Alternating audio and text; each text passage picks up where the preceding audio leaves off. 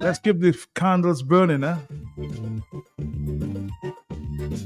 By your baby land, huh? My friend from the Bronx, thank you for this one, for the reminder there. Yesterday evening, I heard my granny talking to a friend. Our next door neighbor, as she cried, I felt a bed. Her grandson had been arraigned. He was involved in a recent murder. So I was listening intensely to what my granny was telling. She watch a big cup of tea. Do not despair, typical grandmother. Just you keep the candle burning. Say a little prayer. God does never give us more than we can bear. So I woke up this morning, find myself singing this song. If the candles burn in all these crimes and madness, Papa God will choose to guide us. If the candles burn, if the candles burn. There'll be no more murder and suicide. We put our petty differences aside. Oh, a new direction for the nation to the next millennium. Tell me, do you believe in miracles? Then light a candle with the antique we have put on it. No. If the candles burning.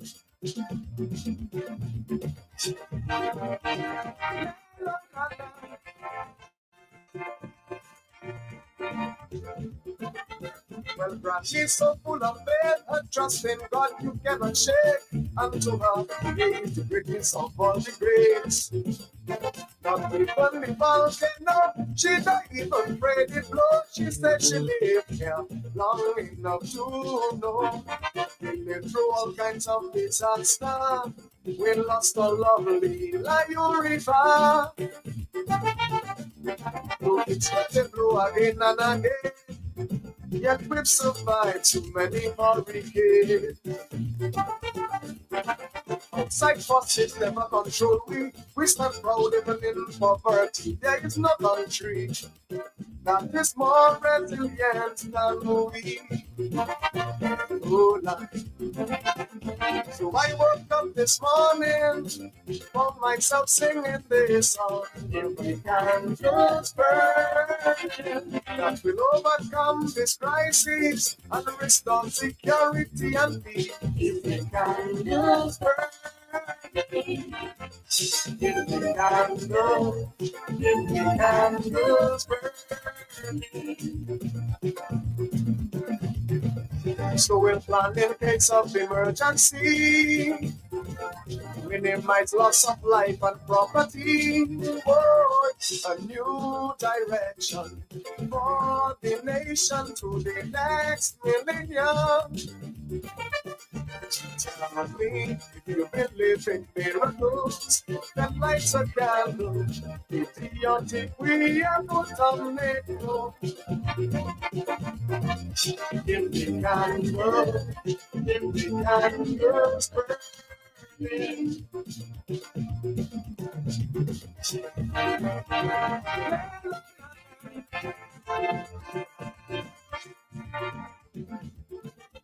Our society has changed, our own children acting so strange. Parents today don't parent again. Chronic limit on migration, rampant public corruption and immoral nonsense shown on television.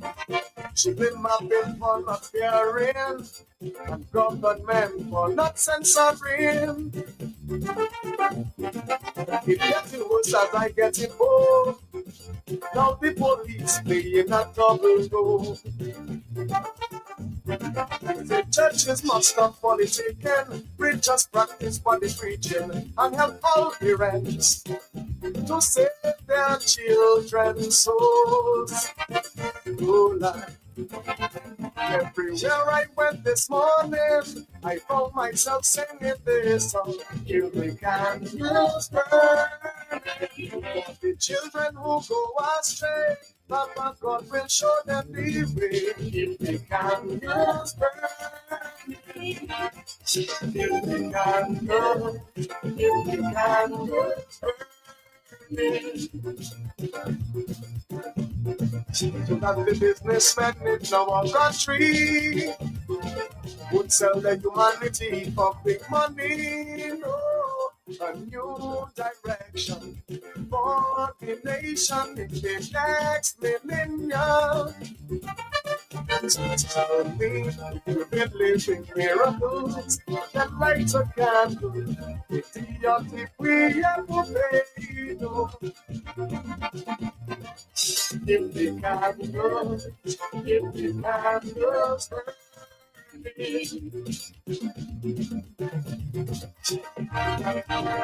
That's for you, my children. So if you love this country, pray. If you want banana to stay, maybe we can save the children today. I know a solution sounds simple. If you don't believe it's true, then we attend in church for the wrong reason. This is the Talk on the Block. I know you are Strong, let us not calling. down. Just wanted to give you a chance to digest this one. I've been hard and long, but there's no struggle. Somebody's on the telephone. We'll take a break and we'll come back. Hello, yes? Hello? Hello? Nobody there. I bring this up. Hello, yes. Good afternoon to you. Talk on the Block. Matt, good afternoon. Yes, sir, my brother. How you doing? Very good, brother. This is Bernard Moore from Massac. Okay. Don't forget the stuff, huh? No. Mm-mm. Okay.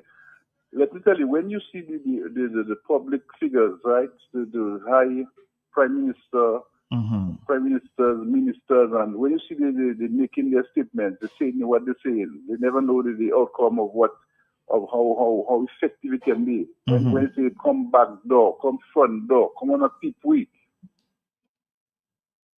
we enjoying the benefits of it now. Yeah, because most of the guns, that's where they're coming from. The close proximity, Guadeloupe, Martinique. Yeah, back door. Yeah. Well, that's the problem right here.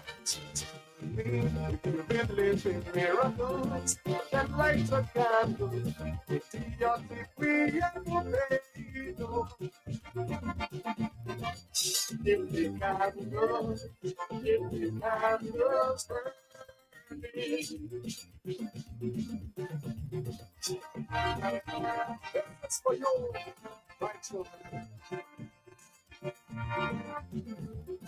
So if you love this country, pray. If you want banana to stay, maybe we can save the children today. I know a solution. Good afternoon to you. Talk on the Block. Yes. Hello. Hello. Nobody there. Let us not We're going to take a break and we'll come back. Yeah. No, 6-1, 12-5-3. That's Mega. You can rely on Mega for some real deals on name brand clothing and electronics. High quality, low price. We are a wholesale and retail store located in Calabishi, right on the menu. Check us out on Facebook, Instagram at Mega Deals Dominica. Like our page. Check out our stuff. Call us. Visit us. Would appreciate that. Come try it on. Love it. Buy it at Mega Deals. Your one and only online and brick and mortar store. Mega Deals is also on wheels. We make it convenient for your shopping. We deliver straight to your door. Email us at info@megadealsda.com. Rely on Mega Deals for some real deals.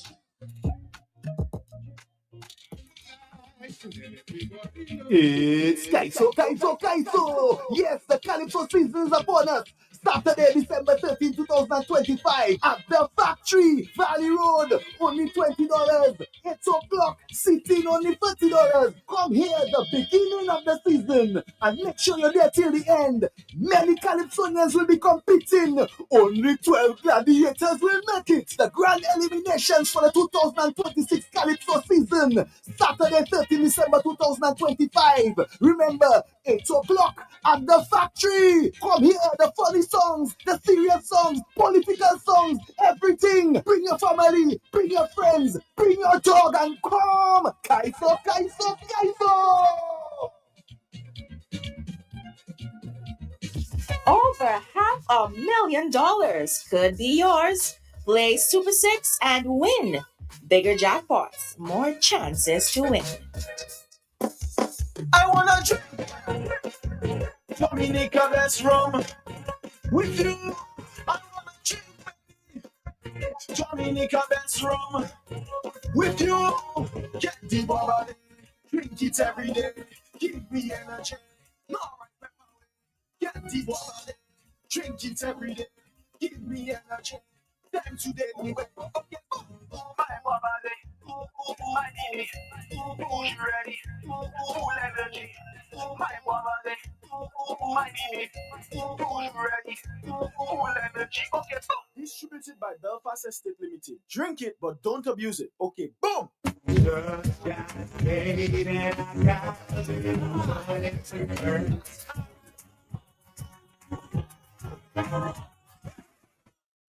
Do you really have money to burn? What about your commitments? Have you paid your bills? What about your telephone bill, your light bill, your water bill? What are you going to use to pay your loan? A truck of stones?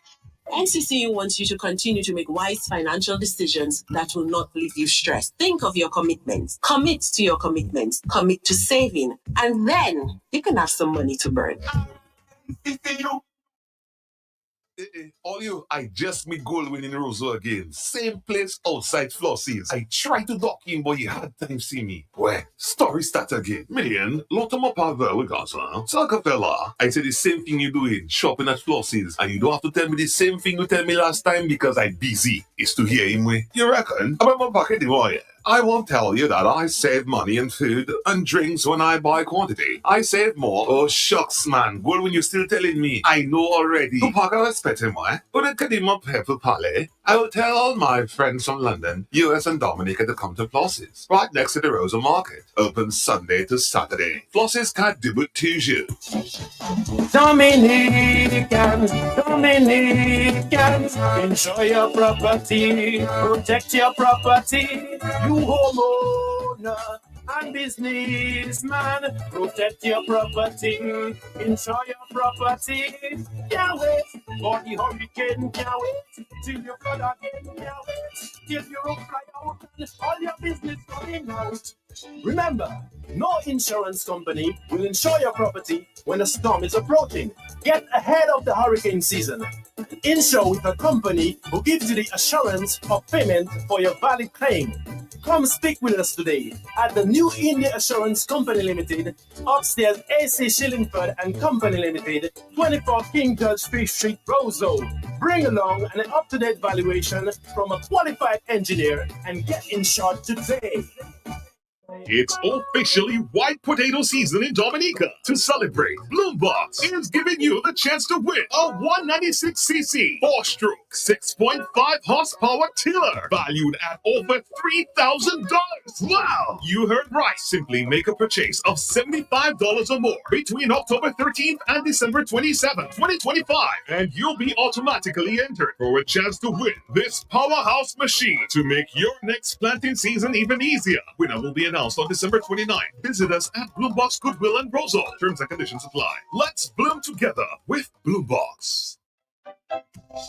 The Gospel Music Event of the Year is here. The NIPP Gospel Song Contest Season 3 Grand Finale. 11 dynamic participants: Rannick Toussaint, Kervel Xavier Matthew, Shadrach Abona, Eversley Collier, Elisha Rowe, Nikisha Yearwood Change, Makana Charles, Leon Royer, Evelyn Levan, Joy, Edward Julian, and Hendrik Sherdell, along with uplifting guest performances to include last year's winner, Niall Girl, J. Crow. Julian Revere, and Jerry Lloyd. It's all happening December 7, 2024, 8 p.m. at the old Coca-Cola Factory, Valley Road, Roseville. Tickets $40 and $125 VIP.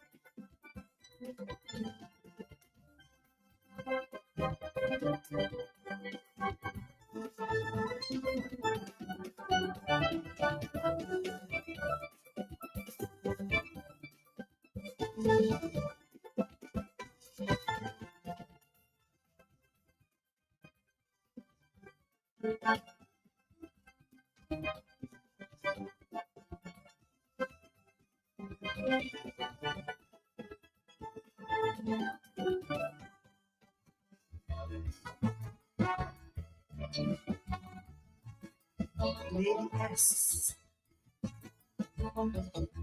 2025.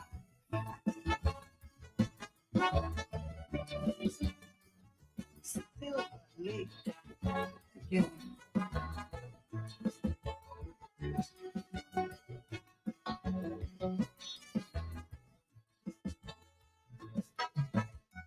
Most people can't afford oil and flour to make a little bit. In this little ghetto hamlet called Silver Lake, with a population less than 100 strong, yet still everybody seems to have a gun. I remember the day. All right, Dominica, we're standing by to, of course, Just yesterday, bring some of the finalists of the big gospel concert this weekend. Stand down. and I'm just a child, Just give it a few minutes here. a 12-year-old child, trying to convince my mother. The contestants, from what I see, we have 13 artists. Michael Clark, Lake again, Miss Laura, Nikisha Yearwood Latham, my brother. Anthony Angal, Shadrach Obogno, I think that's a Nigerian name there, Malene Roll, Covell Xavier, Renick Toussaint, Alicia Roll, Jemima Roll, Bernadette Peter, Hendrik Chirodel, and Magdalene Thomas. Inside and hide. I'm just a child. I'm just a child. And I'm afraid to go outside. Cause anywhere there's a shooting, you hear the same saying, oh God, Silver Lake again. Oh, Silver Lake again.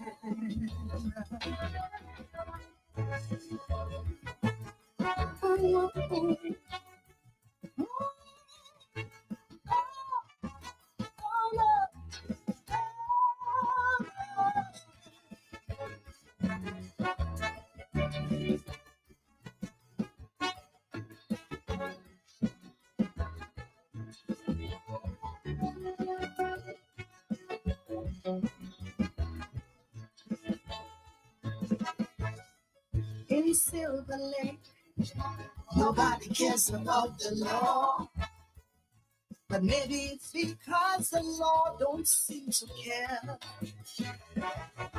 The only official who ever comes around is the pirate when election comes along. No living space, and there's always another child. There is no church, God has not been here in a while. Sinful living, you seek, don't tell, don't ask. Cause you will get a visit by a gunman wearing a mask. All right, Dominica, we're getting ready for Mama, I don't wanna live. a few gospel artists participating in the big one this weekend. In memory of my brother. So let's say Mama, I don't wanna live. good afternoon to, of course, some of the main producer here. No stranger to the microphone. Let's allow him to introduce himself this afternoon again. How are you, sir? How are you? I'm Ken Robinson. I'm the CEO of NIPP. That's why I said you're no stranger. All right. So tell me what's going on this weekend, Ken. We are having the finals of the Gospel Song Contest. Mm-hmm. This is season 4. So we have been in this thing for 4 years. And we have been building, and now we are the crescendo of our time, our existence, and getting better, because what you're going to hear on the weekend is big, very, very big. And You say the crescendo, huh? Like the top, the very top. There's nothing let me t- above there, no icing, nothing. we have icing to put in it Okay. on Saturday night, because what is here is not even the best, because it's not the best recording, Mm-hmm. and we did it off the recorded. It was recorded off the eliminations. So what you're going to get on the weekend is going to be much better than this, because people, I mean, the artists are very ticked up at this time, and I saw last year's show. It was a very top. I will give it a grade, like say B plus. and So this year is going to be A, this year is going to be A plus. A plus. A plus. You're giving it a plus. You asked me if, I said like I'll give last year B plus. and this year I already, You have jumped 100%. yes sir. Wow, 100%. Let me tell you, I'm so confident in what's going on. I feel so very happy about the standard that we have attained in the last 4 years, and we have a band that we've had for the last 2 years that is just, I mean, getting better and better and better. We have a 4-piece band, and we couldn't ask for a better match for the contestants, and for the stage that we're going to have. Let me tell you, it's going to be very, very good. Can you imagine me? It is going to be good. Anybody that misses that, they're going to be missing half their life. After life. Half. This guy is very, very confident. Well, let's say good afternoon to, of course, the former champion. I don't know if you want to describe yourself as a champion. He says, it's not a contest. It's like a coming together of artists, and whoever emerges at the top, emerges at the top. But they're all good songs out there. Good afternoon to you, my brother. How you Yeah, doing? good afternoon. It's not a where you have a crown and you defend the crown. It's not. We're not defending any crown. No? No. It's every year, depending on what you have, what material you have, then you can emerge. We don't have it like somebody hold the crown and then you have to hand it over to somebody else. It's not like this. No. So you wouldn't be handing your baton to anybody else? No. So what would you be handing over then? What will be handing over? All right. No, we just come to sing, and the best person win. That's The how best person is awarded. Yeah. And then we don't have it like you would have Calypso. We are defending crown. This you have to come and defend your crown. It's not like this. No. No. You're not defending Jesus. You don't need to defend Jesus. That's my point. That's my point. All right. So what are you coming up with this year? Something last year I had a Calypso. This time I have a Kadas. Different. Mm-hmm. A Kadas? Yeah, in Creole. I have something. Why Creole you this chose time. differently? Because Go ahead. Yeah. Go ahead. Mhm. because we have different genres of music that I comfortable with. I'm comfortable with this one. So I comfortable with Calypso. I comfortable with reggae. I comfortable with a number of them. So So I choose in the first year, who won? First year of the competition. Nikisha. Nikisha. And she's back. And she's back. Yes. But so who came? So the second year, who came? Nile Grove. Yes. Nile Girl. Okay. So and the third year you won. Yeah. So this is the fourth year. Okay. A big competition. As I said, I was there last year. A little thing, something was missing, but I really enjoyed the show. It was a very competitive show. Yeah. This one gonna be greater. It's gonna be greater. I can assure you. All right, I'll come and grade myself. And we have a new competitor. So how you doing? Good, man. Can you pass the microphone to him? Just the microphone, because we're having some issues. Yes. You're doing good. Yes, go ahead. Yes, I'm Anthony Engel from Granby. Anthony Engel. Angle from Grand Bay. Yes. Like I heard that name before. Yeah. Okay. As known as Lion, the Lion. Oh, that's it. Yeah. I know. I remember the name. So Yes. okay, you into gospel now, or Yes, I'm into all different kind of. also you sing everything. Yes, I sing. So what you'll be singing this year? I'm singing a reggae this year, and the title is caught in a rock and hard place. A rock in a Yeah, hard yeah. place. Interesting. I'm hoping that I see another gentleman there. Are you from Nigeria, sir? Yes, from Nigeria. Nigeria. Yeah, he was a big artist last year. So what are you gonna bring for us? Okay, I'm bringing a song I wrote. He Never Fails. He never fails. Yes. So I'm bringing a song that passes a message because when I wrote that song, I was ill at that time, and then suddenly a thought flashed through my mind that this illness you have does not require an amount of money that you cannot afford. So God is allowing you to go through this. He knows what you can carry, so He never fails. And I wrote that song. Actually, I had a different song at the auditioning, which was the intended song. So, but when I got that message, I decided to change it.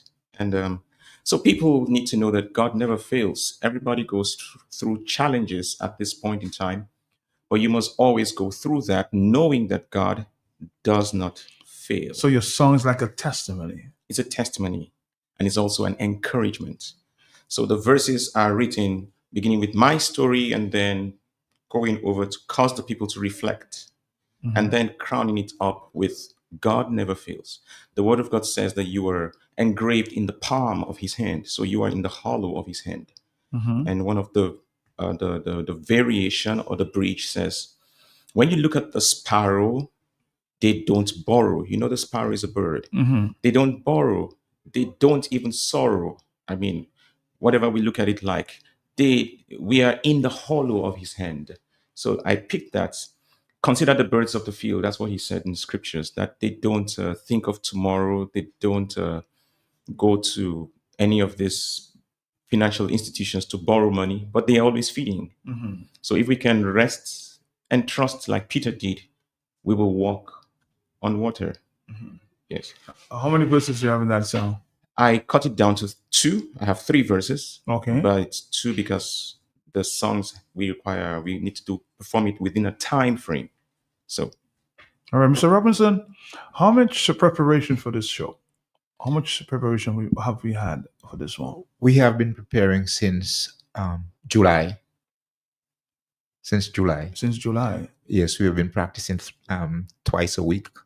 And there is artist development. This is a big thing with NIPP, to develop people so that they can go out and carry the message. And our mantra is excellence. So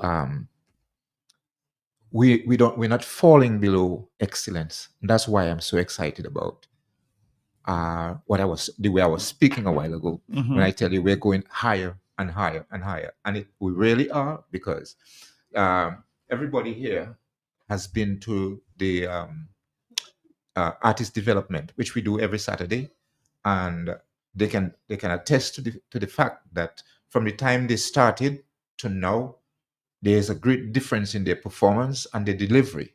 So we are making sure that whatever we put on stage is going to meet the expectation of the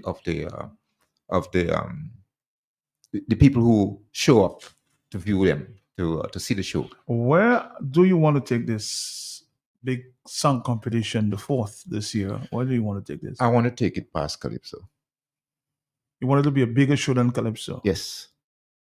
You think you can get there? I'm not thinking. You know. That's my destination. That's a destiny. That's big. Now, I'm going to challenge you guys. Of course, time is of the essence. I'm going to challenge all 3 of you guys to give me a verse of that song. I want you to be spontaneous. I'm like that. Let's tease the people as to what to expect. We have a number of the other songs on, of course, a flash drive here. We'll hear maybe some of them. So just a chorus or a verse, and let us feel what to expect there on Saturday night. Is that too much for you? Saturday night, yes. Are you ready? You can do the chorus if you want. It's your choice, my brother. I just want to hear what to expect. So you convince me to come to that show on Saturday.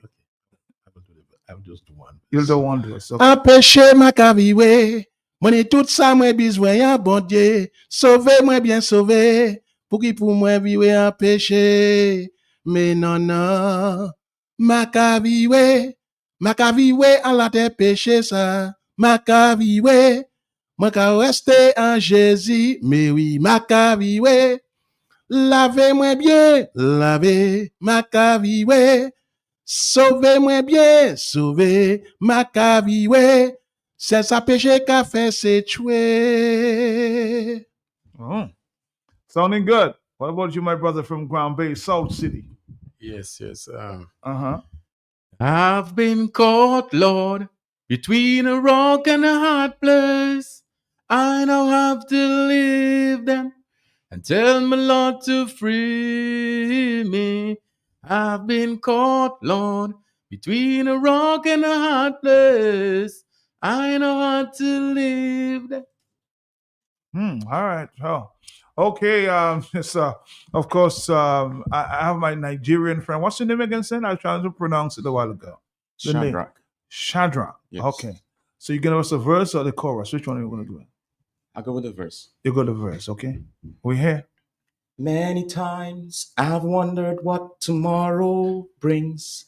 Will it bring me laughter? Will it bring me tears? On the road, many questions line the way, yet his voice whispers comfort, guiding night and day. If the tiny sparrows rest within his care, how much more will his children held by love so fair? Though the night is heavy, hope will rise with light. God has never failed me, he will make it right. You sold me. I will come to the show. I hope you're not asking me to sing. Well, that'll be the icing on the cake. You can sing. That'll be the icing on the cake. Yeah, but the icing will have to wait a little longer. No. All right, we're going to take a quick break. We'll come right back. Okay, thank you.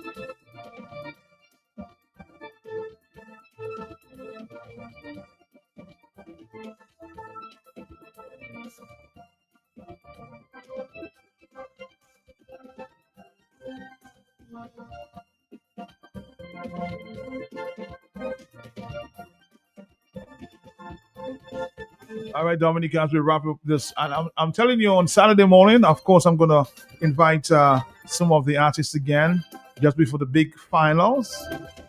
We are 13 finalists performing inspirational songs. You know, on Saturday morning, we have a big gospel show. I'm going to have them to be part of our show on Saturday.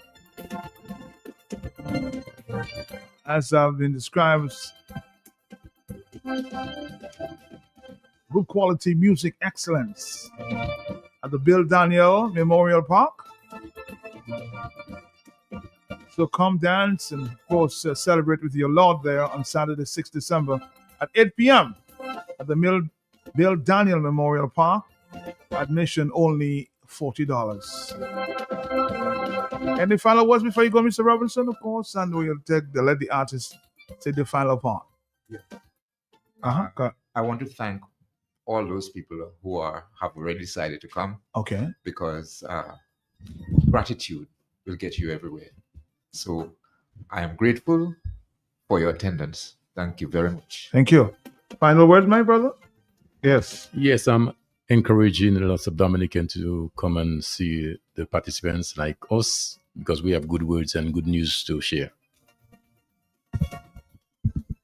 I'm encouraging all my brethren and sisters all over the island to come and be blessed with God's word in song as we minister, as we declare Jesus as Lord.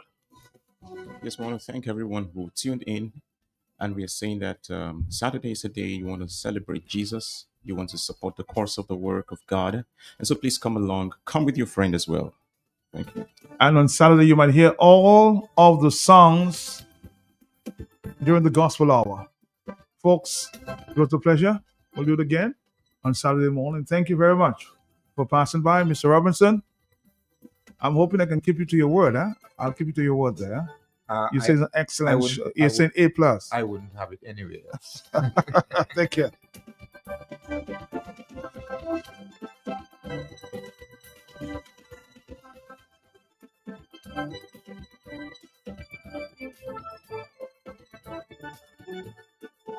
All right, Dominica.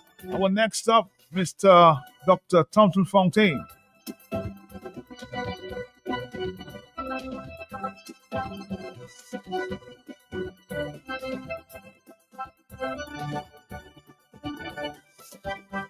We're going to come right back.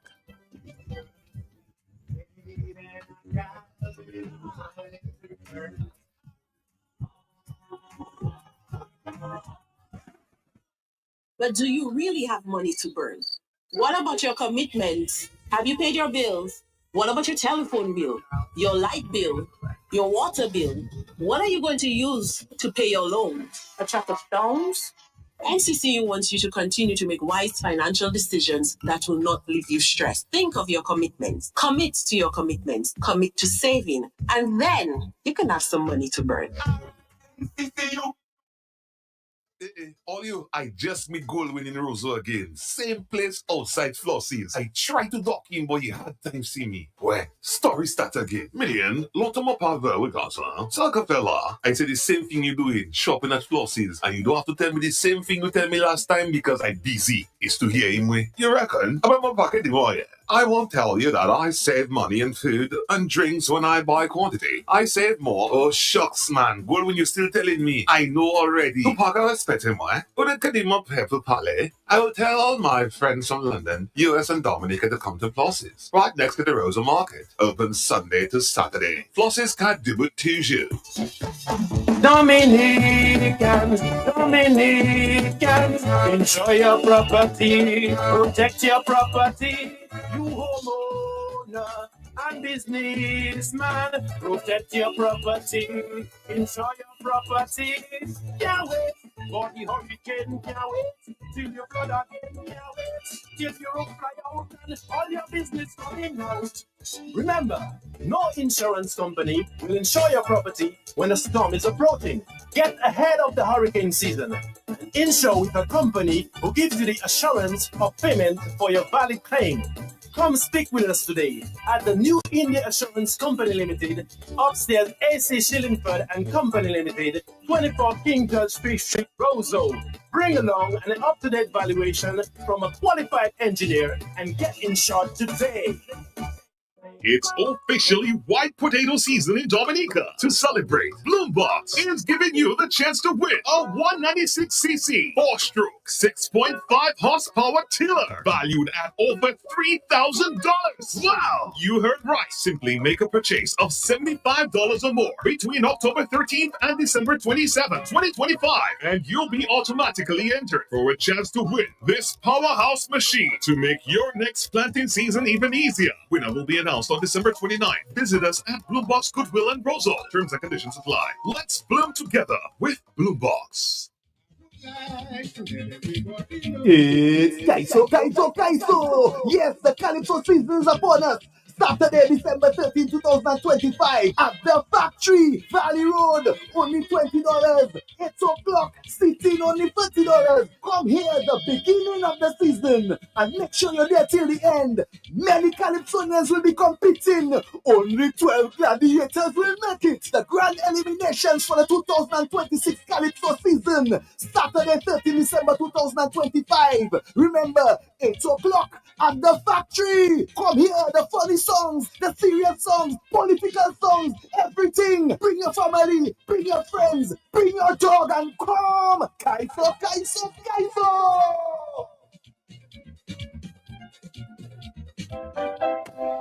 The Gospel Music Event of the Year is here. The NIPP Gospel Song Contest Season 3 Grand Finale.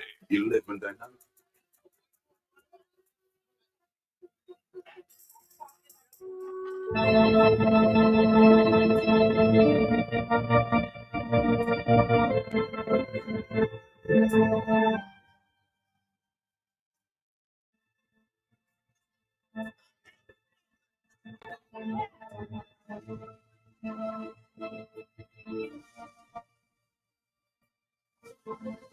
As I said, my guest, leader of the United Workers' Party, Thompson Fontaine.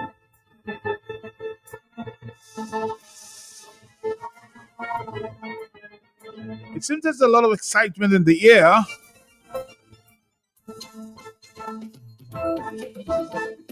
After this announcement this morning.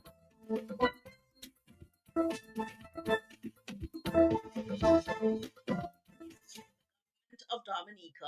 On Friday, government officially announced a revised national minimum wage structure, with increases set to take effect today, December 1, 2025. You may remember this was first announced during the July 2025 national budget presentation. Government had appointed a minimum wage advisory board with representatives from the public and private sectors, employer groups, and trade unions who examined the realities facing workers, the rising cost of essential goods and services, and how Dominica compares to the average wage levels across the OECS. Here is Minister in the Ministry of Labour, Honorable Darren Pinard. The revised rates will help address wage disparities, support greater equity in the labor market, and strengthen household incomes, particularly for low-income and vulnerable workers who are most affected by rising living costs. This measure must also be seen in the broader context of national development. A productive, motivated workforce is at the heart of economic growth. Fair wages contribute to higher morale, reduced turnover, improved performance, and stronger social cohesion. Employers, workers, and communities all benefit when the labor market is just. My ministry remains committed to ongoing dialogue with our social partners, continued monitoring of labor conditions, and proactive policy making which supports both workers and employers.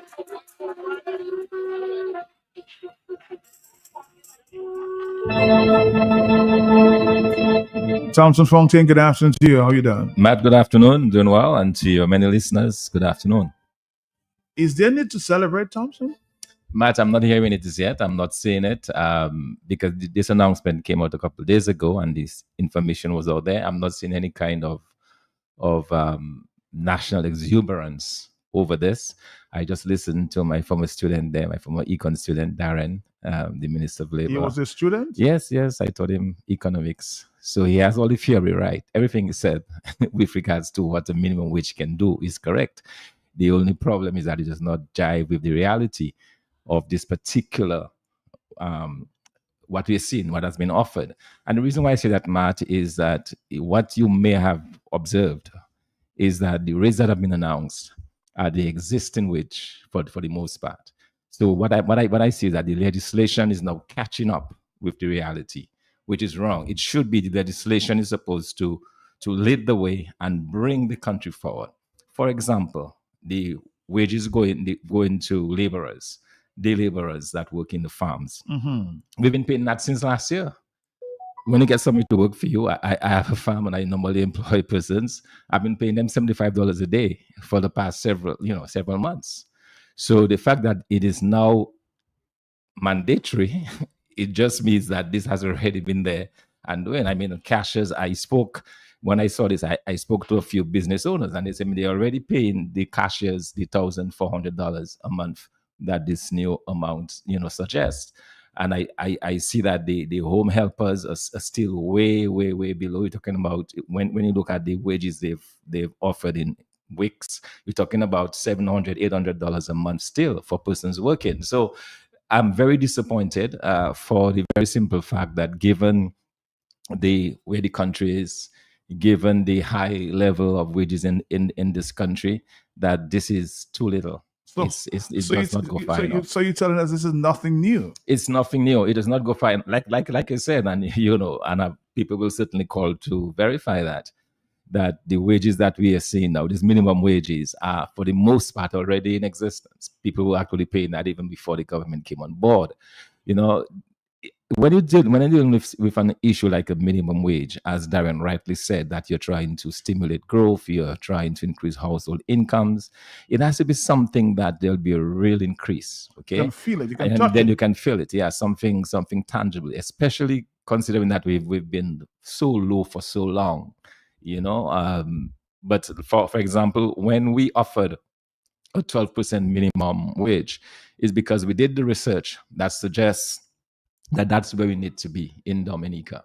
And if you compare, for example, St. Kitts, Antigua, they're all over $12. So the fact that we are just now approaching $9 tells you that we still have a long ways to go. I actually thought that when I last heard the announcement, they were doing some research, and there was comparative data to say that we're getting there.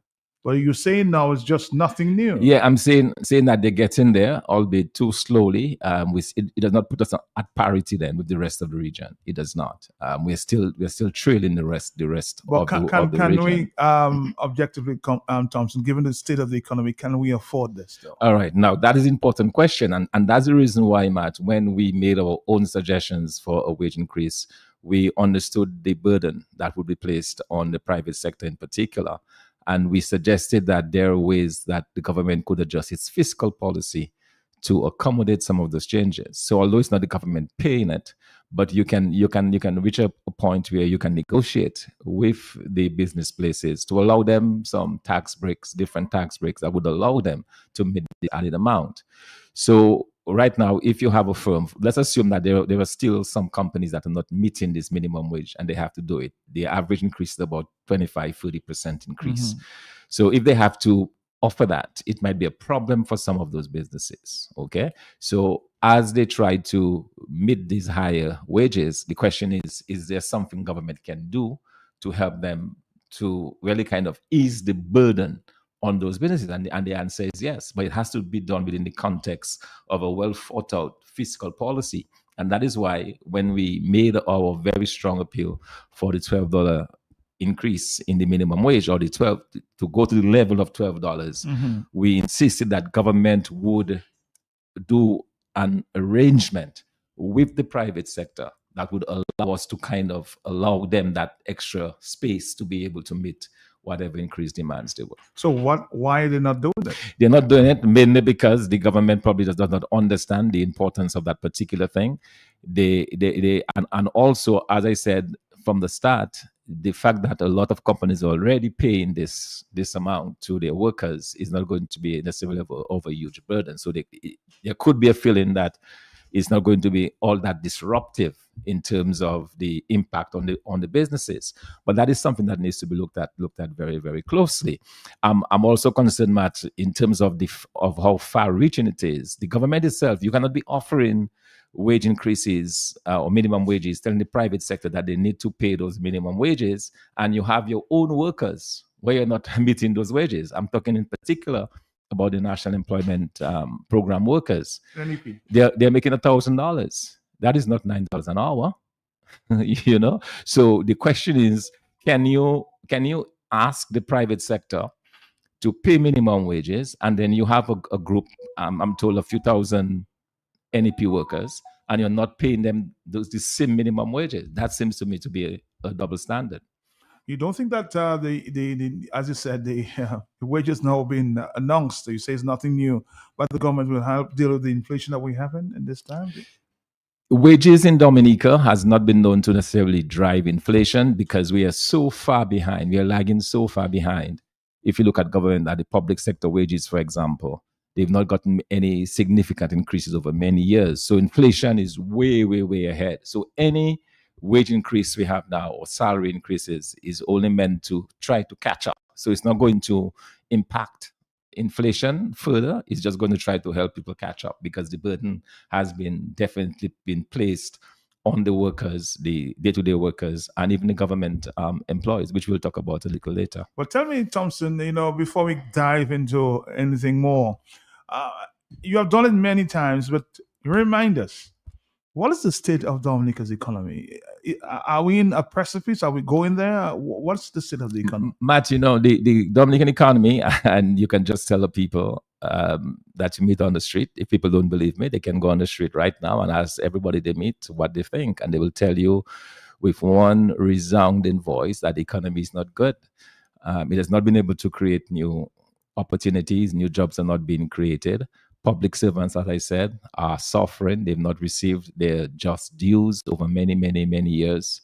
The private sector is shrinking in a lot of instances. Businesses are being closed almost on a daily basis. Well-known businesses, restaurants, shops, boutiques, all of that are shutting down. So these are all examples of an economy that really has been in a state of collapse for quite a long time. And the disappointment in all of this is that while all of that was happening, we had access to literally billions of dollars that could have been used to inject into the economy, as was done, for example, in St. Kitts, where the government used its largesse from the sale of passports to provide bonuses to workers, provide other incentives that injected substantial sums of money into the economy. We have not seen that. So whereas we had the means to revive and to revamp the economy, for example, we could have put efforts into getting markets for our farmers. We could have put efforts into subsidizing farmers to go back into farming, into agriculture, to boost agriculture production. We could have gone into a water industry. There's so many things that this CBI monies could have been used for to stimulate growth, stimulate employment. None of that was done. So the end result is, as we look at today's economy, it is completely dead. It is not producing any jobs, and the hardships on the Dominican public continues. Wow, 227. That's not good news at all. It's not good news, Matt. And I was holding my breath on these minimum wage increases, thinking that there would really be something to celebrate. At the end of the day, there is not. And I still feel for the NEP workers, some of them making $750 a month. And I hope the government addresses that. I hope the government also addresses the issue of public servants that are due those increases. I mean, they have not received any increase of any note. And they absolutely need to look into that. All right, let's see. I want you to be very participant there on this conversation we're having, because everybody seems, as announced earlier with that clip from the press secretary, that there's big news, like something new. But let's listen to a few calls. Hello, are you there, caller? Yes. Yes, Matt. Good afternoon, Matt. Good afternoon, Dr. Fountain. Good afternoon. Good afternoon. Yeah, according to what they say, meantime, back at the ranch, Roosevelt Garrett is buying limousines to impress people. You know what I mean? And he's also talking about putting tolls What do you think about that, Dr. Fontaine? Yeah, exactly. Coal. Tolls, yeah. I mean, that shows that's you're going backward. You're regressing when already people have all of these taxes, this VAT to carry, these huge taxes that have been paid at the ports, and then you turn around and say you have to pay additional amounts. If you're going to license your vehicle now, you have a highway toll that you have to pay. I mean, all of those taxes and so on, and it's just unfair. Unfair, Martin, in the context. Highway tolls where? Well, somebody asked me where the highway is. Well, I said, well, there is one labeled the Edward Oliver Libler Highway. So probably that's what they refer So to. it means every time you have to use that road, you have to pay. No. I think it's a yearly fee that you pay when you go to renew your license. All right. Would that not make sense? More sense if it's if you want to go to Portsmouth, you pay a fee. That they use, well, that's what most countries do. They put the charge on the users, directly on the users. But we've seen the government behave that way, Matt. For example, they impose environmental levies on everybody, and people don't benefit. You still have a garbage problem in Dominica, even if you pay thousands of dollars on the port for an environmental levy, and they don't always use the money for what it has been raised for. So my fear is that, people are going to pay for the highway level at the end of highway levy, and at the end of the day, we'll still have to negotiate the potholes and the grass growing on the road and all the rest of it. I've asked that question for many years. Really, is this environmental levy that should have been used for garbage collection? Have you any idea? I mean, you can crunch the numbers. Where is this money going to? That's a good question. It goes into this big box and it disappears into this big black box of government expense. So, they're collecting it in the tens of thousands, hundreds of thousands of dollars, but they're not using it for the purpose that they claim. Let's take another phone call. Are you the caller? Yes. Yeah. Good afternoon, Matt. Good afternoon. Yes. Good afternoon to you. Yeah, Matt. I'm glad you're having the conversation, but I wish you would have it in a little more historic context. Like these huge raises for these ministers and all these other things that are going on. I think we have to connect to the picture as to why this is inadequate. And this Prime Minister talks about he had an advisory council. What kind of advisory council are you going to have enabling minimum wage increase? And you don't deal with other sectors like legislation and the VAT and those things. You don't even pay special attention to micro businesses. Like there's not even enough segregation level in that whole process. I mean, who are these people who advise the Prime Minister? It's almost like people are being used, but that seems like a reactionary legislation.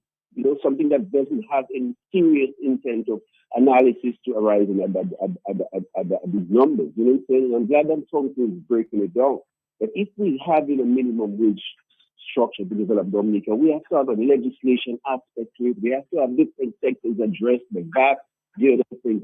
You can ease up on these businesses so that they can pay an increase in wages for these people. Otherwise, it's a complete joke. This is just another political gimmick. No analysis goes into it. Just like the airport.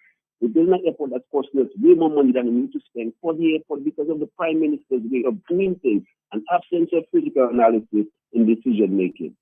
It's just garbage, man. Thank you. And of course, we've heard the increases for government ministers, and look at what is the number of persons is receiving. Yes, Matt, that's an excellent thing that Zed raises, the idea that the government receives these huge increases over the already high salaries, and those at the very bottom, they're having a difficulty pulling them up. I mean, the fact that you're still not making $2,000, that most of these people on that list comes up to about $1,200, $1,400 a month. That is, in my view, still very highly insignificant. You need to do better than that. I mean, and the whole idea that you have not been able to grow the economy over all these years is what is causing a lot of those problems. So your private sector is stagnant. And I can tell you, even where the private sector have to pay these extra amounts, it might be a problem for some of those businesses because they simply don't have the kind of traffic, the kind of business that is required to meet some of those So why is the DAIC, if you will, so silent? Why is the private sector so silent? Well, Matt, I've not heard them as yet. The announcement just came, so I would expect them to say something as to whether they're yay or nay. Obviously, for the businesses, it's always a problem. I mean, in the sense that they're the ones that have to find the money So they might have a different view on it. But I think the government needed to take a more careful look, especially in the context of economic growth, especially in the context of generating jobs in the economy. None of that we see around this particular. Hello, talk to me, increases. yes? Matt, just one more question. The airport, do we have an estimate on the new cost of the airport? And is the CDI money really paying for the airport, or is China chipping in? Because it appears to me that China may be taking it over.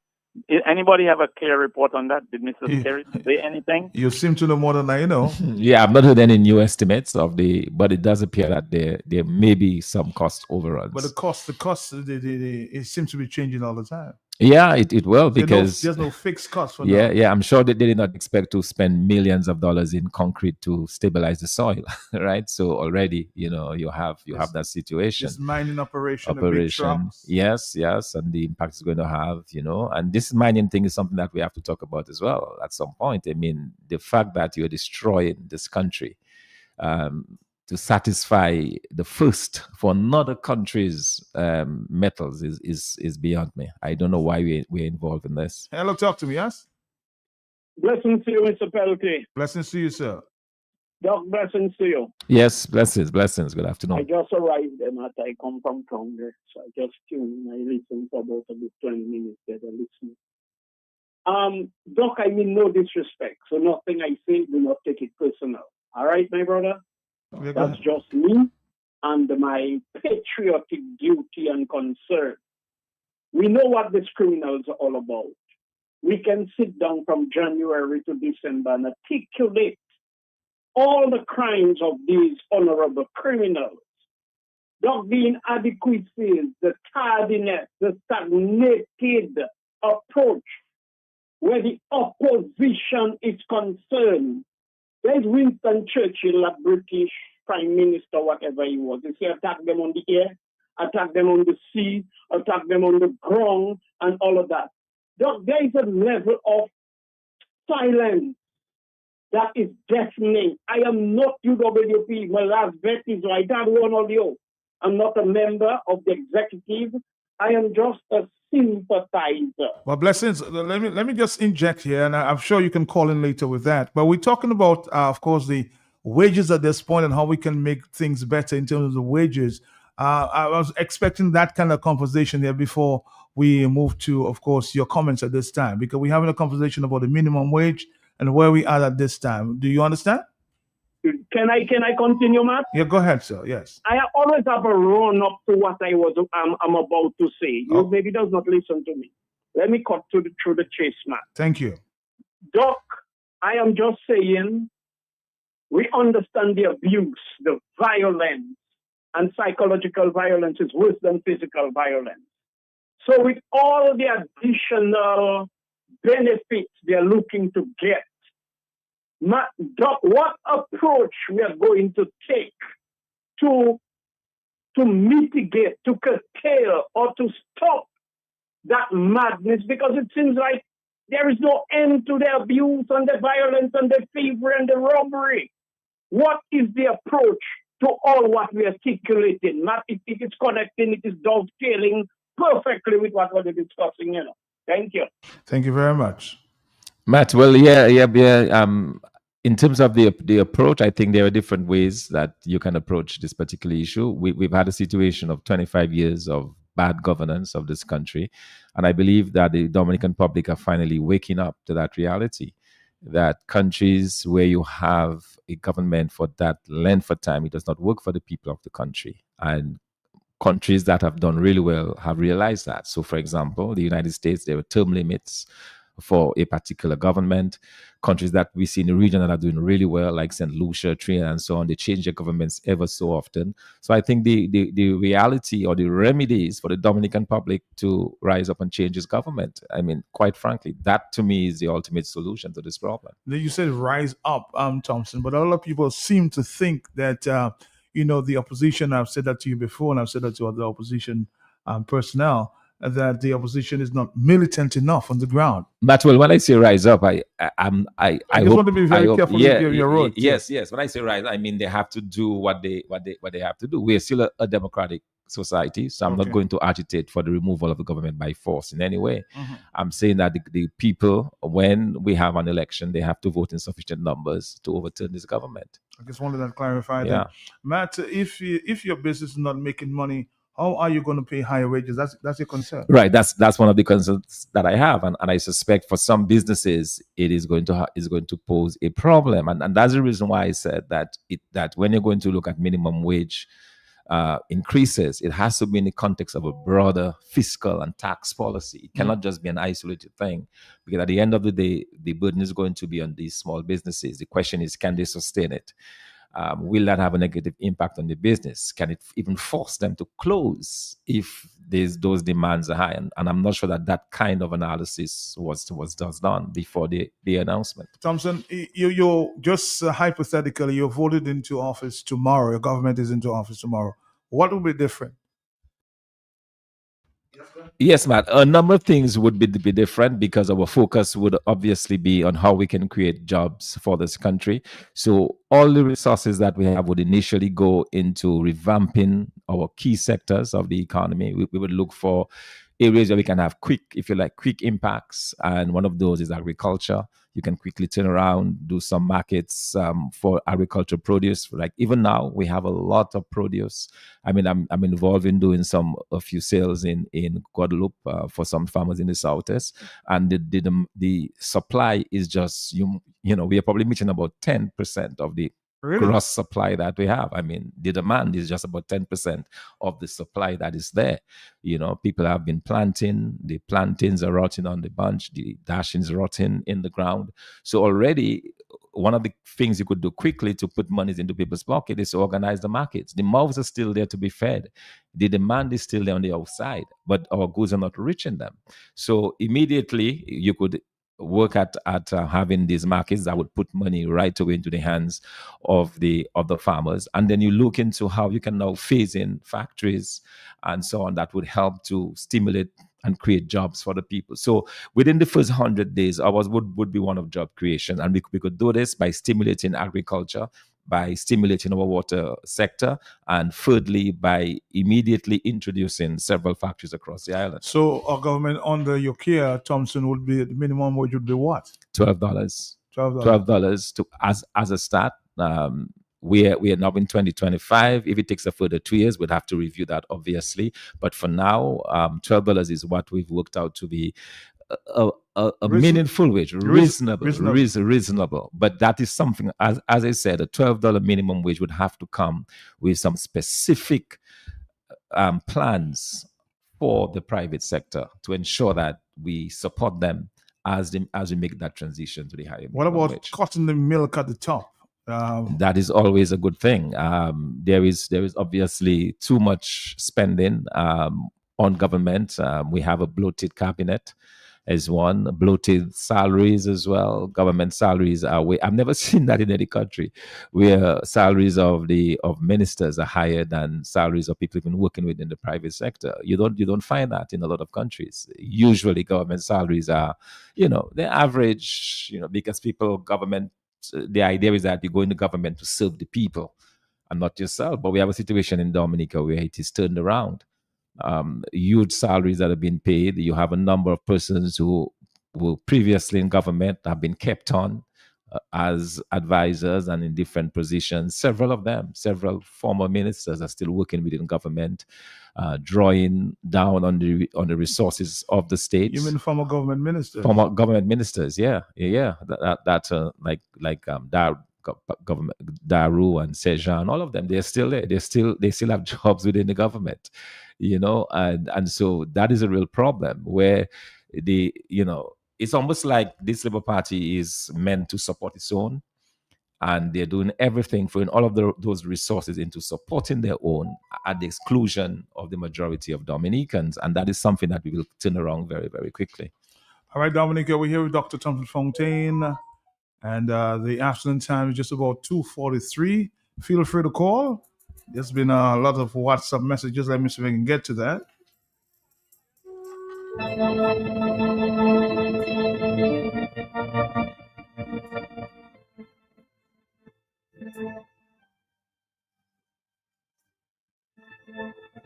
Somebody says not increase minimum wage means increased costs of labor and businesses. Ultimately, it is the consumer, the people, that pays for the increase in goods and services. The point there is, somebody says Dr. Thompson Fontaine is giving them man too many ideas. He needs to stop. He's giving too much ideas. 449-3095. Yeah, but you know, I'm giving too many ideas. At the end of the day, my concern is about this country. I'm concerned about the well-being of our people. So anything that can help in that regard, I'm prepared to offer it. I think, you know, I can't be selfish while people are suffering and hurting in this country the way and to the degree that they're hurting and they're suffering. So we absolutely have to, you know, say what we must.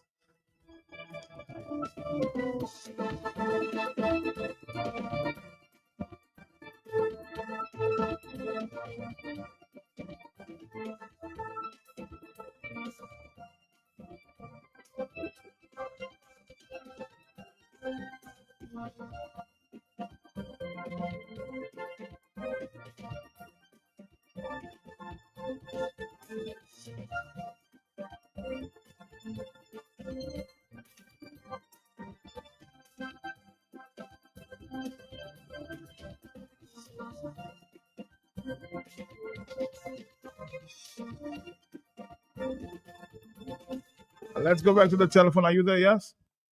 Yes, Matt. Matt, Yes, at you're $12 back. an hour, more jobs. That's the key. It's more jobs. With more jobs at $12 an hour, Social Security is going to be happy. It's going to affect many things. The government will collect more taxes. So I'm not an economist, but maybe Mr. Dr. Thompson can elaborate on that for us. Thank you. All right, somebody's asking me to ask you, Thompson, what would be a government under your watch? How would you remarket Dominica to tourists and the diaspora to come back home? Matt, in terms of that's a biggie for that's a big one for us. In fact, in our 10 pillars, we have one of the key pillars we have is that of our diaspora, because we believe that the diaspora has a huge part to play in the Dominica's future development. And part of that appeal would be to say, yes, we are creating the enabling environment for you to come back. We want you to come back with your resources, with your ideas, with your skill. We want you to come in with investment ideas and so on, bringing money back into the country. So we want our diasporans to be at the center of this factories we are talking about, of these initiatives in the water industry, in the essential oils industry. We want them to be a critical part of it. So that appeal will be to say, yes, come in, and also to ensure that we get them to come, the focus on the health sector, because we absolutely have to fix our health sector if we're going to accommodate any significant number of returning Dominicans here. Okay. Someone says, man, the new highway tax must be to raise money to pay Mr. Skerritt's new toy. I suspect they're talking about. I haven't seen it myself, but I've seen pictures of a new vehicle bought for the Prime Minister. Yes, Matt, you know, it's those excesses that make you wonder, you know, that the Prime Minister that seems to not to be able to be fulfilled, you know. It's not one mansion may not be enough, a third, a fourth, you know, and now we are hearing about the vehicles. You have a fleet of vehicles that seems to be reasonable. Why do you want to go for the top of the line? You know, and it seems to me, Matt, he always goes for the excessive, the top of the line in a very poor country. Dominica is a very extremely poor country as it is now. And you have a government with that kind of largesse, with that kind of in-your-face spending. It's wrong. It's immoral. More telephone calls in the afternoon. Hello, talk to me, yes? Yes, Matt. Yes, sir. I want to tell Dr. Thompson Fontaine, don't put these ideas on the radio, because work on what they have to do the last portion of time they remain. What he has to do is, we the Dominican people that has to put him there, and he knows that. Just look for the people that have to stand up for him. Don't tell them what they have to do, because in the end of the day, they will take his ideas. Thank you. All right. Somebody's asking, you know, what's the big deal? I think Mr. Albino on Facebook is asking, what's the big deal with the Prime Minister getting a new car. I mean, Matt, the big deal is not he getting a new car. The big deal is he getting the top of the line. Can't you get an average vehicle that still serves your purposes? You don't have to get the most expensive one on the lot. You don't. Somebody's asking again, what's Thompson's housing plan with hotels and apartments being built with CBI funds? What's his plan for as far as this is concerned in terms of housing? Matt, well, let's deal with the hotels that have been built by CBI money. Bear in mind that these are hotels that have been built with the resources of the state. So as far as I am concerned, these are state resources. These are properties of the state. And as a government, that's how we will behave, that these hotels belong to the people of this country. All right. Hello, talk to me on the telephone. Are you there? Yes. Caller, let's go. Hello. Good afternoon, man. Good afternoon to you, sir. And let me say good afternoon to the party leader, United Workers Party leader, man. Sure. But we are very concerned about the expensive vehicle purchased by the Prime Minister, because the government has an animal farm at Londonderry and an agricultural farm where they're growing plantains and other crops. And it's a wheelbarrow they gave the persons operating down there. I have been calling for them to provide a four-wheel drive vehicle to the individuals attached to the NEP working on the Londonderry estate. It's a government-run facility. So it is very concerning that the government will buy such an expensive vehicle. And I want to agree with the party leader that we are very concerned about the low wages Dominicans receive on a monthly basis. That is why they have to leave the country to go to Antigua and those places and work. So in a quest to stop the brain drain, we are forced to put things in place to raise the salaries of Dominicans. And finally, healthcare. I heard the party leader talk about healthcare. I spoke to a lady that based in New Jersey, and she told me, Steve, I can no longer come back, make plans to come back to Dominica and live, because I understand the healthcare system is just not good. So I will come on holidays, but I cannot come and live. So we have to improve the healthcare system to take advantage of the diaspora that are prepared to spend so much money in our country by returning home. Thank you very much, Matt. All right, thank you very much. More telephone calls coming at this time for the leader of the United Workers Party. Hello, talk to me, yes? It's me again, Matt. All right. Doc, you can give all the information, all the inspiration, all the knowledge and advice and ideas. I want you to give them. I want everybody to give them. They will not be implemented. Are you there with me, Doc? Yes, I am. Mm-hmm. Maybe sometimes I am losing Matt. Let me try to talk to you. My brother, if Skeleton then could implement. Blessings, you're not losing me. Sometimes you just have to stay on tangent. That's my problem with you. 252. Hello, talk to me on the telephone. Are you there? Good afternoon, Mr. Pelton. Good afternoon, to you. Yes, yes. I am unfortunate day. Yes, sir. Now, Mr. Thompson, you're saying something here, right? Dominica or Rivernica cannot be poor. Take out that language, right? Now, next thing now, Mr. Thompson. You're telling me when someone takes the money any time and work with the government to create their hotel, if you come in power, you want to take the hotel from them? How are you saying that? I think you did not hear what I said. I said hotels built with CBI money at the property of the state. That's what I said. But Thompson, you know, most of the hotels built with CBI money. Stop that. But you're not understanding what the man is saying. I mean, let's not be ignorant. He's saying it belongs to the state. It should be belonging to the states. It's CBI money, my brother. That's what he's saying. It's a state hotel, but if you but it's the CBI belongs to Dominica. The passports belong to Dominica, my brother. No. If you take your idea and your little money, right? And you go to the government and create your idea, your plan, you want to make a hotel. They give you the money. That is your hotel belongs to you. If it's the government hotel, it's the government hotel. Let's get it straight. No, but you're not on the government cannot give you state resources. The government cannot do that. It does not belong to the government. The government doesn't get state resources to give to its friends and to public servants to build hotels. That's not how governments operate. So it's wrong. Let me ask you a question. Who does the passports of Dominica belong to? Who does the passports of Dominica? Who does it belong to? Our passport, as all you say. So why you think the hotels built with CBI passports should belong to the person who built it?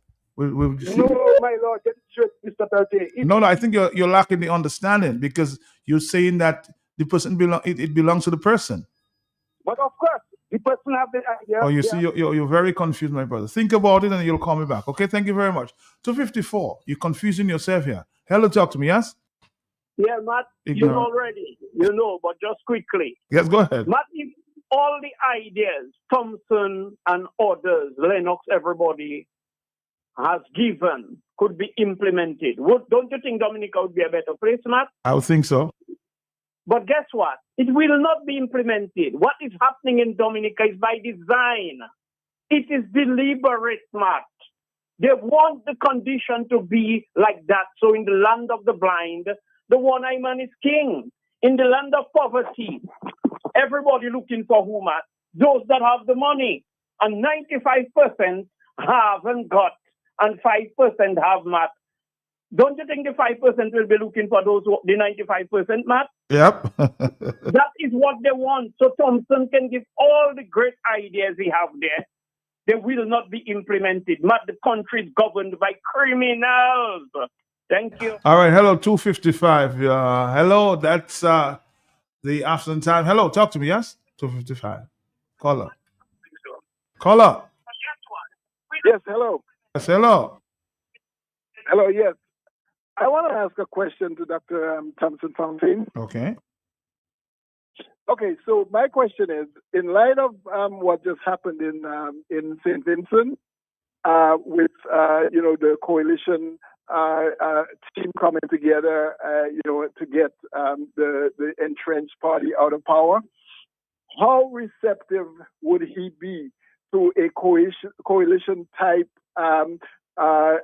party being formed to contest the election, and in that case, what role would he want to play? All right. I can answer your question hypothetically in terms of what is best. Obviously, when you're confronting a government like we have that has been well entrenched, the best approach is to have a unified opposition to go up against this government. In terms of my role, is to continue to be a part of that. I certainly believe that that's why I'm here. I'm here because I'm committed to sit in the back of this government, and whatever means it will take, whatever road that takes, and I'll be there in the process. All right, so we see celebrations on the streets of St. Vincent in recent times after 25 years. Can you imagine what it would be like for us in Dominica, Thompson? Oh man, I'm telling you, I'm already imagining it, Matt, because I think this government is on its last legs. The behavior of the Prime Minister suggests that he knows that full well that his government days are numbered, but just by his behavior. So yeah, I think it's just a matter of time before we have those same celebrations here in Dominica. Somebody just asked me just a few minutes ago, man, I have a small shop selling sports uniforms. How would I be able to pay the increase that the Prime Minister is talking about? Well, that small shop, I guess the person has a cashier, right? And I think the cashier is about $1,400 that they have to pay. So I don't know the specifics or whether that person is already paying that or not, because like I said, a number of businesses were already paying above that minimum wage. A lot of these small stores can't pay it, though. They can't. They can't. Yeah, and they may have some issues there, and that's why I said if you're going to have minimum wage increases, it has to be in the context of a broader tax policy that we don't have in this case, and that could be a problem for some of those businesses. All right, Dominica, 449-3095, 449-3096, 449-3097.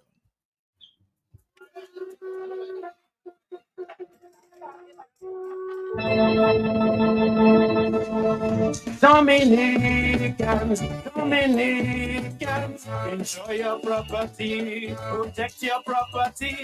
You homeowner and businessman, protect your property, enjoy your property. Can't wait for the hurricane, can't wait till your flood again, can't wait till your roof fly out and all your business coming out.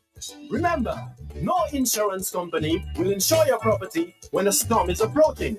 Get ahead of the hurricane season and insure with a company who gives you the assurance of payment for your valid claim.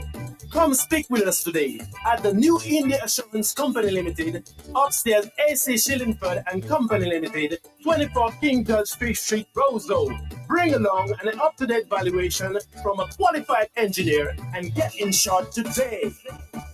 It's officially white potato season in Dominica. To celebrate, Bloombox is giving you the chance to win a 196cc 4-stroke 6.5 horsepower tiller valued at over $3,000. Wow, you heard right. Simply make a purchase of $75 or more between October 13th and December 27th, 2025, and you'll be automatically entered for a chance to win this powerhouse machine to make your next planting season even easier. Winner will be announced on December 29th. Visit us at Bloombox Goodwill and Rosal. Terms and conditions apply. Let's bloom together with Bloombox.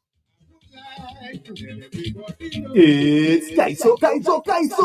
Yes, the Calypso season is upon us. Saturday, December 13, 2025 at the factory, Valley Road, only $20. 8 o'clock, seating only $30. Come here, the beginning of the season, and make sure you're there till the end. Many Calypsonians will be competing. Only 12 gladiators will make it. The grand eliminations for the 2026 Calypso season, Saturday, 13 December 2025. Remember, 8 o'clock at the factory. Come here, the funny songs, the serious songs, political songs, everything. Bring your family, bring your friends, bring your dog, and come. Kaiso.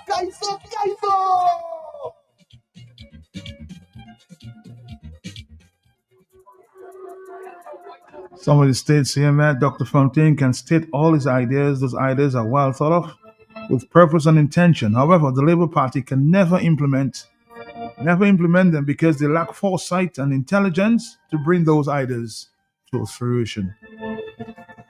4493095969. Hello, talk to me, yeah? Yes, good afternoon, Matt. And Mr. Fontaine. Hello, good afternoon. Good afternoon, sir. Yes, Mr. Fontaine. I'm hearing some allegation on another radio station. I would like you to clear that. I would really like to know whether it's true that he was involved in some kind of daft agency, and where you did extract money from that agency to put onto your account. What agency are you talking about? I haven't heard that story, so please clarify for me, please. I would like you, like DAS. This guy is talking about DAS. I don't think we are here for that. Let's move on. All right, 449309. I think you have dealt with that. Absolutely. Many years ago, 15 years ago, as a matter of fact. Why are they rehashing this, though? Why are they rehashing Well, Matt, desperation. Even when a government realizes that it is on its last days, you get those kind of desperate types of allegations to pull people down. On telephone, hello, talk to me, yes? Yeah, Matt. Yes. I want to quickly address two things. This idea of people calling the radio and talking about monetary plans for the government and all that stuff, that's the garbage, bro. It's garbage. When you're in opposition, you have two jobs: agitation and critique. You understand? You still have to play a part to development. And in fact, the only reason why we're having a wage conversation today is because Dr. Thompson proposed that wage conversation. This government is acting on reactionary processes. And we need not worry about them feeling anything, because when you come to do something from a wrong place, it never gets done right, as we've seen with the wage reform. If Dr. Thompson had been allowed to do a wage reform with all the analysis, with all the appropriations, we have a legislation process, we'd have serious, more public involvement, we'd have great discussions happening around the country. The thing would be done different. So talking about worrying about people getting plans, not people getting plans, that if you're not coming from a wrong place, you will never implement the plan carefully. And that is this government. It's a reactionary government. You understand? The second thing I want to address is you've got the reason and this motel thing and CBI. Brother Thompson, it is one thing I'm telling you. If you become the Prime Minister of Dominica, me as one of your bodies, I'm telling you, one thing I'm going to be on you guys about. It is CBI program. You have to change the ship. The government has, the state of Dominica has to have interest in any CBI property. Interest.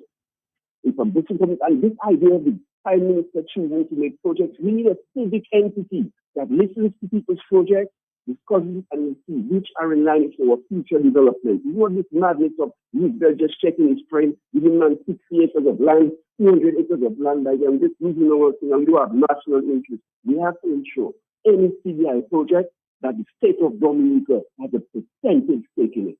Period. God bless. God bless you too. Hello, talk to me on the telephone. Are you there, caller? 449-3095. Let's do this and we'll come back, Dominica, right after this. Thank you.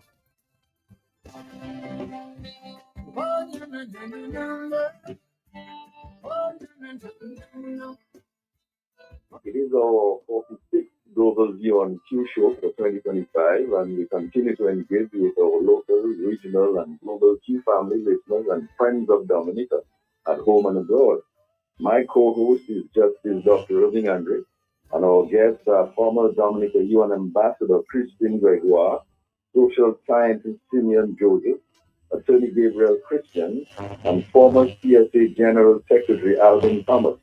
We will engage in a no-holds-barred review of lessons to be learned from the recent St. Vincent and the Grenadines general election and ask, where do we in Dominica go from here?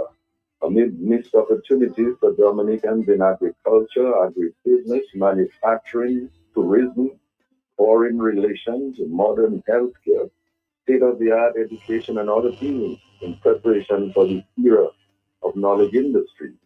And here are some issues and questions. Have the Vincentian voters struck a blow to leadership of entitlement?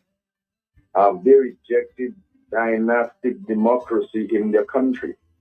Have they demonstrated that power lies in the people rather than in their leaders? Have St. Vincent and the Grenadines set the tone for conducting truly free and fair elections? Has St. Vincent become a beacon for its island neighbors like Dominica? Have the people of St. Vincent and the Grenadines demonstrated that after a regime has been in office for 25 years, it is time to make a change, no matter what? And are we bearing witness to the rise and fall of tin pot dictatorships in the Eastern Caribbean, where plans for personal enrichment are paramount? As I always say, thinking forward towards 2028 of the Dominica's 50th anniversary of independence, what are the people's expectations for their own well-being? Are they satisfied with their current conditions and lack of economic and social progress? What are they doing about that? We look forward to the suggestions of our panel, Justice Dr. Irving Andre, former Dominica UN Ambassador Christine Gregoire, social scientist Simeon Joseph, Attorney Gabriel Christian, former CSA General Secretary Alvin Thomas, and our listeners, callers, and viewers on Facebook and on YouTube on our no-holds-barred review of lessons to be learned from the recent St. Vincent and the Grenadines general election and ask, where do we in Dominica go from here amid missed opportunities for Dominicans in agriculture, agribusiness, manufacturing, tourism, foreign relations, modern healthcare, state-of-the-art and education and other fields in preparation for this era of knowledge industry. So tune in to the Global Young Q Tuesday night, 8 p.m. for much more. So much bloodshed and sorrows. All right, Dominica, it's 3:07, and of course, we're coming back to the. Good afternoon to you, Thompson. Good afternoon to you. I'm back. In your mungi ka ki radio Yonde boug yo ka paye $200-300 pour parler ni til. Avec les boucs ça, sous di yon bagay bouchou ka ni plein. Les pas toutes les points de côté au fou, là on pour fouiller lang yo. Because yon pas bagay bouchier, yo pas connaître yo kan di. So on pour di, quitter yo di. Because lang yo, because ça vous sorti lang c'est changer union premier ministre là qui a regardé pourquoi il avait famille, changer jadi yo. Ini any security, any health, pour voir ça faire aller l'autre pays, une insurance. Nous même pas ni rien. Là on a moitié avait dit ça au clap. Changer. On va bouger à l'école pour apprendre encore ça parce qu'on va apprendre assez. So, moi le jouer ça ba moi après-midi. All right, I'm back. On the telephone, I'll talk to me, yes? Yes, my good afternoon to you and good afternoon to Dr. Funky. Yes, sir. But I have two concerns. One, The caller before made a point about interest that the government of Dominica should have interest in the CBI program, especially the real estate. I'm in 100% agreement with this matter. It to me doesn't make any sense. You let the person use your passport to get money, and at the end of the day, they have a hotel and you have no interest in it. That doesn't make economic sense at all. So yes, the government should have interest in all the hotels. I support that view. The other thing is the minimum wage. I agree that we need an increase, but I am concerned about the farmers who are not able to sell their produce. If you're not selling your produce, how are you going to be able to pay an increase? I'm not saying that the increase is not due, or it's not necessary, but I'm concerned about the farmer who cannot sell his crop so that he can make money to pay the increase. Okay? All right, caller, thank you very much. Now, somebody says, Matt, I totally agree. I'm in total agreement with Dr. Fontaine. Any business or individuals who use CBI funds owe the state and the people. The people and the state pay and take the risk. Then they own the profits and investment. Additionally, any civil servant who use CBI funds for personal wealth today should forego getting a pension and social security benefits. Tell Thompson I will gladly help him with some creative ideas to recover state investments. That's someone from the diaspora. Yes, Matt, that's great, and in fact, that's the reason why we have taken this government to court. Because if, as we are asking the court to do, to force them to put all of the state resources into the consolidated fund, if that had happened, we would not be in that situation. If these monies were channeled into the and were being handled by the Treasury, we would not be in a situation where the Prime Minister thinks that this is his money to give to whomsoever he pleases. It does not belong to him. It's not yours to give, Mr. Prime Minister. These are state resources, and they should be dealt with in that context. On that note, what's the latest in that case, Thompson? We are back in court on the 26th of January. We are hopeful that the court will see it our way. And well, we are thinking it's a straightforward case in the sense that that's the requirement of the Constitution. And we're just asking the court to enforce that. And we're hoping that they will do so. Matt, yeah. Good afternoon, and good afternoon to all Dominicans. I'm starting to line my closet with yellow dresses. Now, concerning that call to degrade Dr. Fontaine, Skerrit is a man that has bring Dominicans down with Dominica passport money. So tell them, ask their Prime Minister question, not Dr. Fontaine, a man of integrity, a man that's going to revive Dominica economy. Or you will always stay like that and die because all you do have hospital, all you do have medication, all you do have nothing, and Skerrit going overseas with his family. All you need to think, take out that rotten thing in all your head. Dr. Fontaine, of course, I heard you commenting on the Vincentian or the St. Vincent elections there. What's your take on what may happen in St. Lucia tonight? I heard it's very close. Yes, Matt, it is very close. I think one of the major issues and that I think will decide the elections is over the CPI program in St. Lucia. And they were supposed to have done an audit and present to Parliament next year. And one of the reasons why the government called election basically a whole year early is because of that. So they have not done the audit, and the opposition is claiming that they're using a lot of those same resources from the CPI program to campaign. So that I think is going to play a big part in the election in terms of people deciding where they want to go. That's a big issue. I spoke, actually, I say, he texted me last evening that talking about the leader of the opposition there in St. Lucia.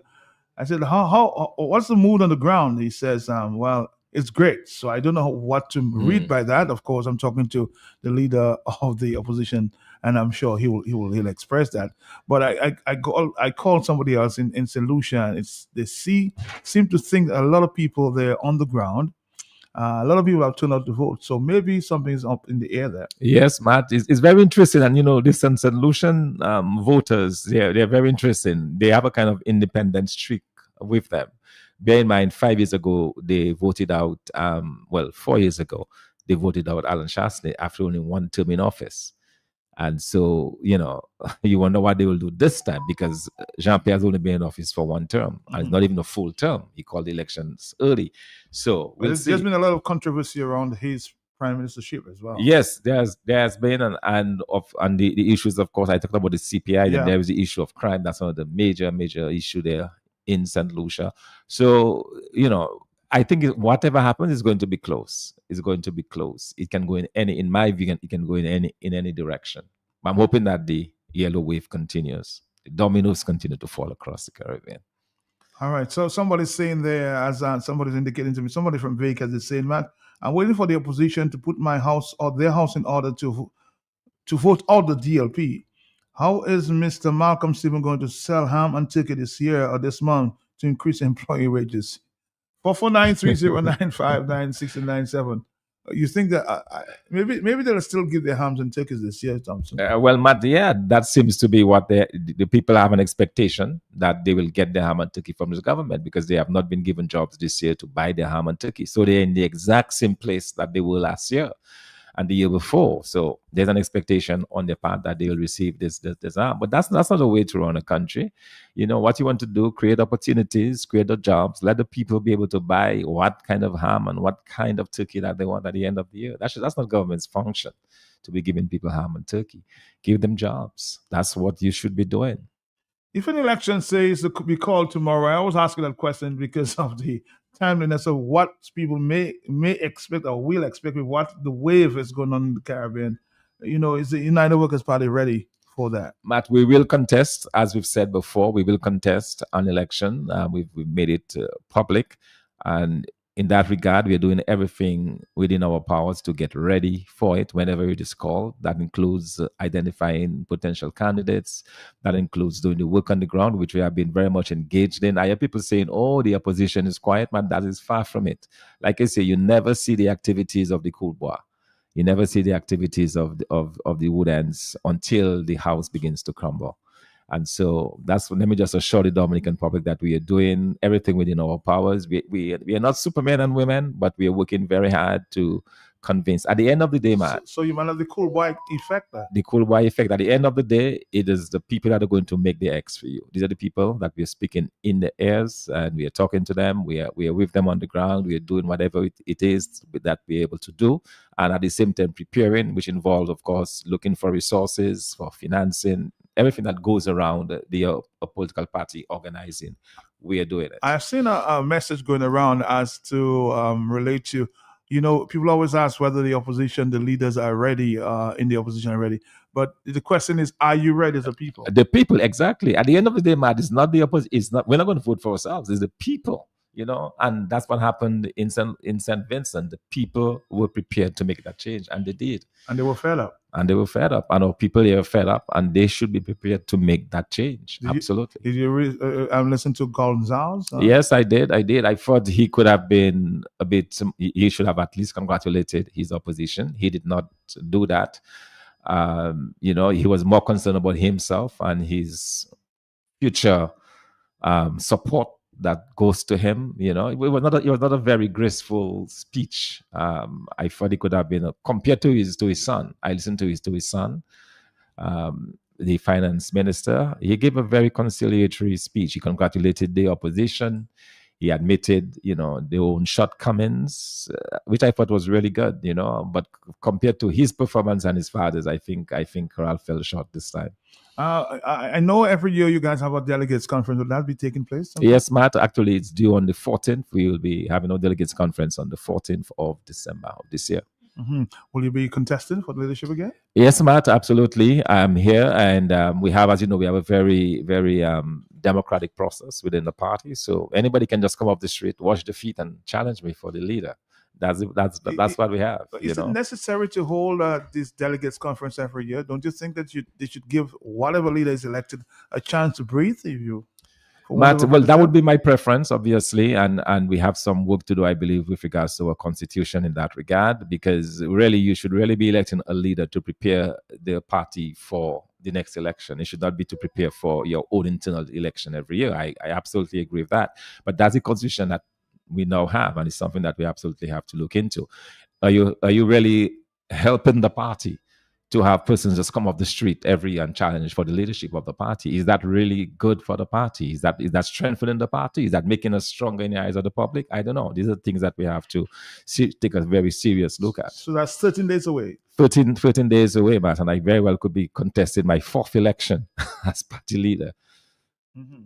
Anybody else have names have been mentioned? Well, there are the names being bandied about, and I'm sure, as I said, people can just come off the streets and without even announcing their intent, they can just come on that day and be nominated. So we'll see. Are you confident that you might emerge, or you will emerge again? Matt, I'm of the view that if I cannot win within the party, then I cannot win nationally. All right. So I believe that the people within there is very strong support for my candidacy, for me as the leader of the party. I believe that what people want is a leader that is committed to winning the next election, and everything that we're doing now is pointing in that direction. So I believe I'll continue to have the support of the people. Somebody's asked me earlier there through a text message, what is your relationship with the then leader of the party, Mr. Linton? It's excellent. Me and Mr. Linton has a great relationship. We talk to each other. We talk about party matters. We discuss party issues. It's great, and I am very thankful for his support. All right, let's see if we can take a final phone call and we'll wrap it up for the. I'll be seeing you a little more, Thompson. Yes, Matt. Absolutely. Hello, absolutely. Talk to me. Yes. Yeah. Not a question for Doc. Yes. Doc, if you would lose, would you cross the floor? Would you go to another political party? Because that's almost 5 years. That would be 4 consecutive victories. That is one. The same idea in a different context leads to unequal results, or the same idea in I have a shorter way saying it. Not all what that may have happened elsewhere, where people are automatically triggered or mobilized. There is something that have numbed Dominicans. And Doc, I do not think it is wise to have 10,000. And I'm not saying we have 10,000 followers. UWP have 10,000 followers. How much about 70,000 voters for a couple elections, Doc? Well, that's what's been bandied around. I don't think we have 70,000 voters now. No, we don't. We have closer to 17. Oh, yes, roughly. Yes. It's roughly in that range. Yes. Okay, Doc, I am saying for Dominica specifically, I don't know if it's the brains that have divorced the skull. So it seems like we have a lot of zombies walking around, and I'm not saying the people are. I'm just generalizing here. Doc, you cannot have 17,000 people following you as a leader, and it's not you specifically. And if they fail to follow, they are to be blamed. There is more than one way to skin a cat. Be as innovative and creative as you are as a leader, to inspire, to mobilize, to motivate. But you cannot have 17,000 followers and they lack the vigor to stand and follow you to hell as a leader. And that's what a leader has to do. You see, like the fanatical people, look, a guy calling you and telling you about dark and all kind of things. They will go to hell. Even if they know it's hell they're following, scared to go. They will voluntarily and willingly follow. My brethren, do something out of the ordinary. Go to any big people in America and get some money. I don't know where to get the money, but all you have to mobilize and inspire and organize and everything. We can't take that, Doc. Thank you. Can I take another 5 years? Huh? Yes, Matt, I think that's the sentiment across this country. And that's why I'm confident that the people of Dominica will stand with us in opposition to remove this government. 25 years is too much, and the country is going nowhere. And thankfully, the eyes of the people have been opened. And, I was doing some work in my constituency yesterday, visiting some folks, going some house to house. And I must say, I'm very, very much encouraged. Persons that I never thought would be talking the way that they are talking. and not only in my village of Grand Fort, but also other places that we've been. I was in But they're pulling you aside. They're not I talking was in, publicly. no, when I go to their homes, in their homes and have a conversation with them. And a similar thing happened. I was with Ronald in Mount Prosper on Friday, and a similar thing. Persons that will really supporting the Labour Party are saying, they think it's time for a change. So that is very encouraging. It's something that we have to keep building on. And Blessings is right. The whole question of resources, we are working very, very hard on getting those resources. Obviously, there are challenges with that, but it's something that we absolutely have to find, in terms of helping us in our campaign. But let me assure Dominicans, we're doing everything within our power. Obviously, we can always do more, and that's what we're doing. Dr. Fontaine, let's talk again soon. Yes, Matt. Thanks for the opportunity. Appreciate it. Bye-bye now.